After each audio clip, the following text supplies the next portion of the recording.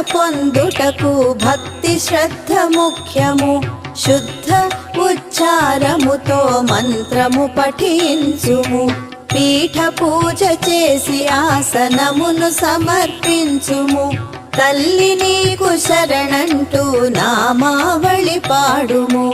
రాజేశ్వరి దేవిని భక్తితో స్మరించుము. రాహుకాల పూజ చేసి శుభ ఫలములు పొందుము.